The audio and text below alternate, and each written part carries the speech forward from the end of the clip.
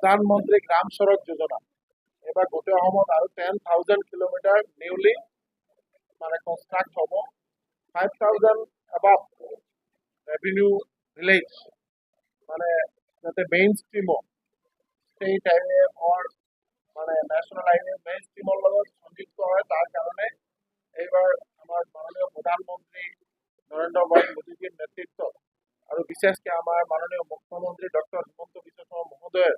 প্ৰচেষ্টাত এইবাৰ আৰু নতুনকৈ 10,000 কিলোমিটাৰ চেংচন হ'বলৈ গৈ আছে আৰু কামবোৰ অহা 1-2 মাহৰ ভিতৰত টেণ্ডাৰ প্ৰচেছ ষ্টাৰ্ট হ'ব আৰু কাম ষ্টাৰ্ট হ'ব। এইটো এটা ডাঙৰ এচিভমেণ্ট আৰু বিশেষকৈ আমাৰ ফিচাৰী হওক এনিমেল হাজবেণ্ডাৰী বা ছ'চিয়েল ৱেলফেয়াৰ আমি আজি বিশেষকৈ এই কেইটামান ডিপাৰ্টমেণ্টৰ ৰিভিউ কৰিছোঁ আৰু আপোনালোকে শুনিলে ভাল পাব যে প্ৰত্যেককেইটা ডিপাৰ্টমেণ্টৰ খুব ভাল অগ্ৰগতি। ফিচাৰী ডিপাৰ্টমেণ্টৰ খুব ভাল কাম কৰি আছে নগাঁও জিলাত বা এনিমেল হাজবেণ্ডাৰী ডিপাৰ্টমেণ্টৰ খুব ভাল কাম কৰি আছে আৰু আমাৰ ছ'চিয়েল ৱেলফেয়াৰ ডিপাৰ্টমেণ্টৰ বিশেষকৈ অংগনৱাড়ী ঘৰৰ যে নতুনকৈ খুব ধুনীয়াকৈ এটা ঘৰ যাতে তৈয়াৰ কৰা হয় তাৰ কাৰণে যি প্ৰয়াস মাননীয় মুখ্যমন্ত্ৰী মহোদয়ে যিটো হাতত লৈছিলে এইটো আমাৰ খুব ভালকৈ কামবোৰ চলি আছে আৰু মেক্সিমাম কাম প্ৰায় 90% এবাৰ কমপ্লিশ্যন ৰেটত আছে। আৰু আমি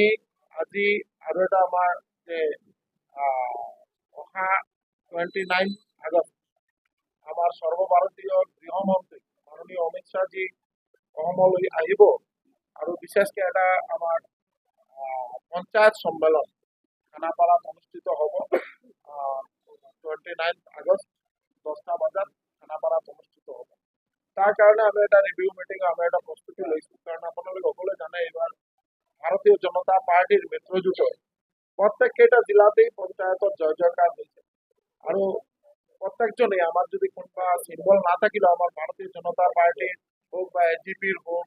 তেওঁলোক জয়লাভ কৰি আহিছে তেওঁলোকে উৎসাহ উদ্দীপনাৰ জৰিয়তে তেওঁলোকে কাম কৰাৰ প্ৰয়াস যিটো হাতত লৈছে আৰু তেওঁলোকৰ যিটো প্ৰয়াস যে আমাৰ এটা নতুন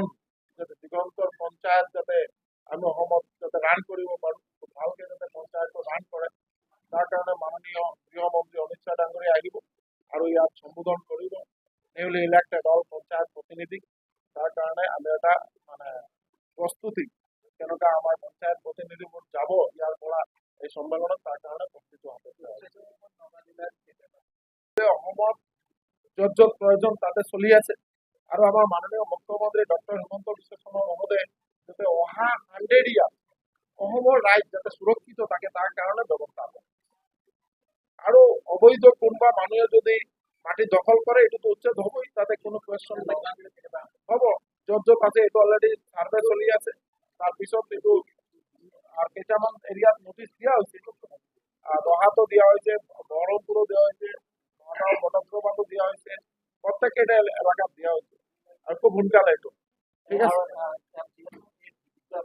পশুধন ফাৰ্ম আছে নগাঁৱত এনেকৈ এখন পশুধন ফাৰ্ম আছে য'ত অৱসৰ গ্ৰহণ কৰাৰ পিছত তাত মানুহ নাই আৰু দৈনিক হাজিৰা দি মানুহ ৰাখিবলগীয়া আছে তাৰ কিবা ব্যৱস্থা গ্ৰহণ কৰিছে এইটো অলৰেডি নিউলি টেণ্ডাৰ কৰা হৈছে আৰু আমাৰ বিশেষকৈ আপোনালোকে শুনিলে ভাল পাব যে আমাৰ সবচে ভাল